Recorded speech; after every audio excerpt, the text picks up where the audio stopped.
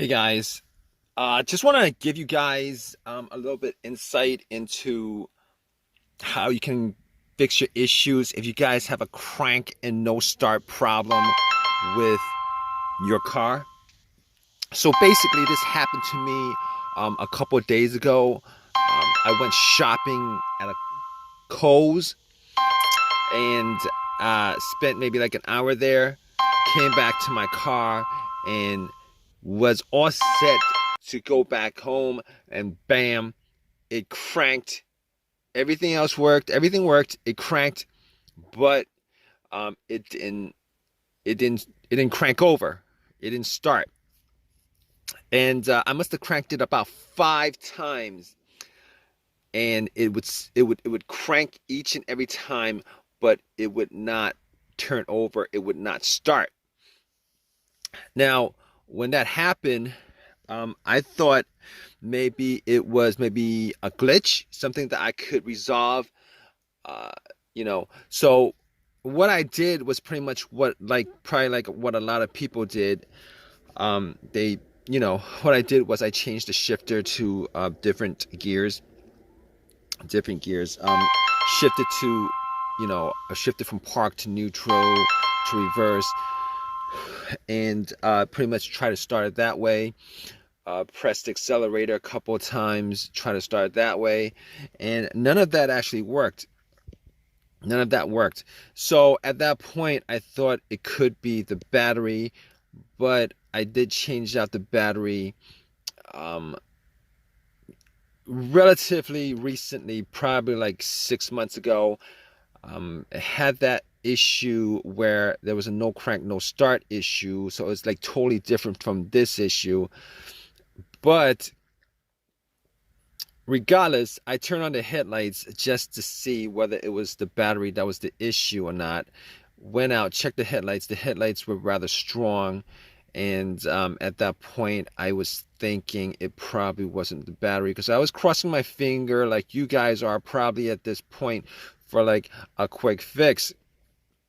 So basically, after that, I opened the hood up and looked at the battery compartment, battery area. Now, here's the thing about it. All right, the car was cranking pretty strong.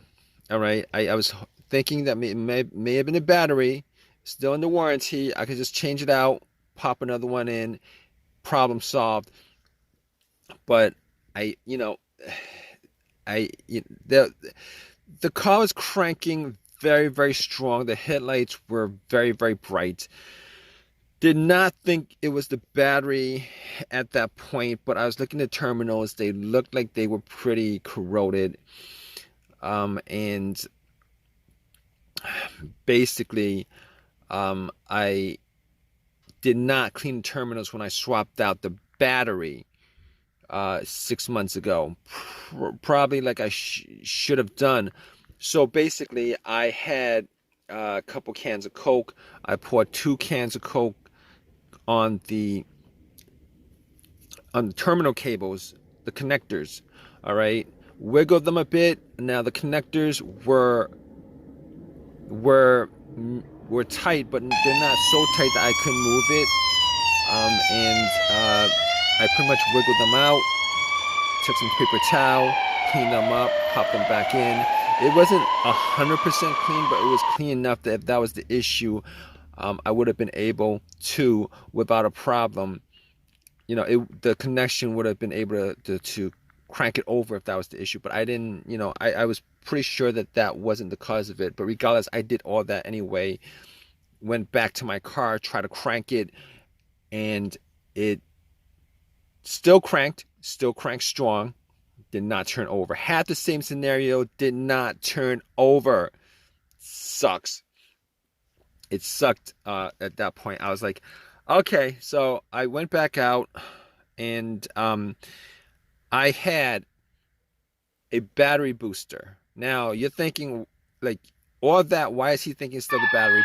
It's possible, on a rare chance, that the battery could be the cause of this for whatever reason. All right, that's like the first thing I went to. Had the booster out, popped the booster in. It had about 75% charge. Obviously, if that didn't work, I knew that I could just eliminate the battery 100%. But at that point, I was the battery could have been eliminated like 99%. I would have eliminated the battery, but was hoping for an easy fix like you guys are in this situation. Popped the cables on and cranked it. It cranked up as strong as it did before. So, but it didn't turn over. So at that point, I knew 100% that it was not the battery. All right. On top of that, I actually checked the negative cable. I checked the negative cable, and if you guys know what the negative cable is, the negative cable is the ground cable, and normally it connects to the frame of the car. I checked that to make sure that it wasn't broken, that it wasn't frayed, that there wasn't an issue of corrosion and anything like that, because a weak ground can cause your car not to crank over. But normally in those kind of situations, it's because the connection is weak, and you would still have a weak crank. Your conductivity would be very weak, and you know, tests like the headlight would show you that you would get a dim light instead of a strong light. In this situation, I was getting everything was working fine as it should. The cranks were strong. The headlights were very bright. So at that point, I knew that it was not the things that I could eliminate at that point were I could eliminate 100% the battery. I could eliminate 100% the ground cable. I could eliminate 100% the alternator, even though in situations like this, the alternator would not normally be one of those things that would be on my elimination list. All right. Normally, if the alternator was the issue, the car would have died out with the engine running, or would have died out with the engine with the car on the road while driving. That's 100% of the time. Well, not 100% of the time, but normally that would be the case. Or there would be a no start situation because it was running on the battery and the battery just died out. But the test for the alternator was if you put like an outside power source like a booster or cables on to the car, and if the alternator was the issue, you'd be able to turn it over, and then when you take the cables off, the alternator would die out. So I could eliminate the alternator 100%. So basically I can eliminate all those things out of the way. All right. So still had that same situation. And then it pops up in my head that it occurred to me that there could be a bunch of other things that could be causing it.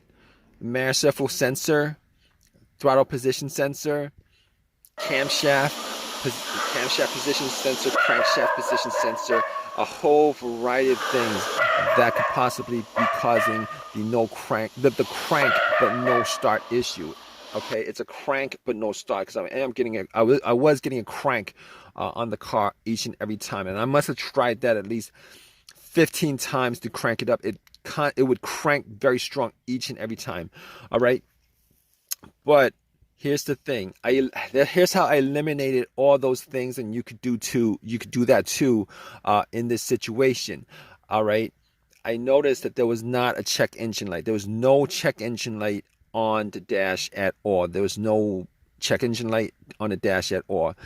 So immediately, I was able to eliminate the mass airflow sensor, the throttle position sensor, the crankshaft position sensor, the camshaft position sensor, and anything else that has a sensor connected to it that could generate a code in the car's computer. But I also had an OBD2 reader, and just to make sure that that was the case, that it wasn't any of those things that was causing it, I actually plugged it in. Now, there's also one other reason why I did plug in the OBD2 reader, and the other reason is sometimes if the computer is not reading the car, it's not connected to the car itself, of the components of the car, it could cause a crank but no start situation. All right, and you could test that out with an OBD2, a cheap OBD2 that you could get from Walmart for $20. If you plug it in, and somewhere, sometime when it's reading the codes, it doesn't analyze it all the way. It stalls on when it's reading. On the OBD2, if it doesn't read, if it doesn't analyze, give you a breakdown of codes, monitors read, etc., etc. Normally in these situations, it means that there's a disconnect between the car and the and the computer itself, the ECU, ECM, PCM, all those things are the car's computer. Now, I plugged it in, it scanned it all the way through 100%, gave me a whole readout of everything. Obviously, as I thought, there were no codes, all the monitors were good, everything was, it gave me a readout. So once it gave me a readout, I was sure that there was no, I was like 99% sure that it wasn't any of those things that had a sensor connected to it. Now, here's the thing about it. I did take the cables off the battery, and that would actually, you want to do that before you take the cables off the battery. But because I had no check engine light, I was 100% sure that it wasn't any of those things. 100%. Okay. So basically, I was left with a couple of things that could be causing the crank but no start situation. All right. As far as easier things that I could just resolve on the spot, if there was an AutoZone close by, fuses, relays, possibly the ignition switch, possibly the fuel pump. So I had all those things to consider, 4 of those things considered. So I pretty much limited troubleshooting this whole entire thing to four things. Okay. So I popped up the fuse. I was looking at all the fuses just to see whether there were any kind of signs of a burnt fuse, brownish on the top or something like that. Any kind of smell of a burnt plastic or something like that. I could. Everything looked fine as far as the fuse was concerned. I did not have a fuse tester on me. I could not test out every one of the fuses, but all the fuses looked fine. All right. Which pretty much brought me to the fuel pump and the relays. All right. Here's the thing with the fuel pump. Now, before I even did the test, I was sitting in my car thinking that it may have been the fuel pump or the fuel pump not operating. So I did this test, and you guys could do it too, but normally it takes 2 people, all right, one to listen to the car where the gas cap is. You would take the gas cap off, and you would try to listen to a priming sound.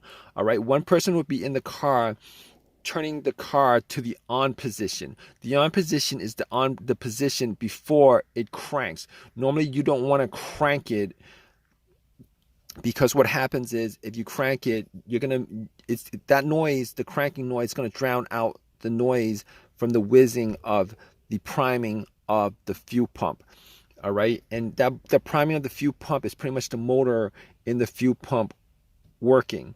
All right, now there was nobody else with me, so I was sitting in my car, turned everything off, rolled up all the windows, and I put the car into the on position, and I did it a couple of times. Turn it off, push it to the on position, turn it to the on position, turn it off, turn it to the on position. Was not able to hear, to make out a sound inside the car. All right, whether the pump was priming or not, it was not able to hear a whizzing sound, a motorized sound, either way. So, after that, I looked at the fuses and looked at the relays.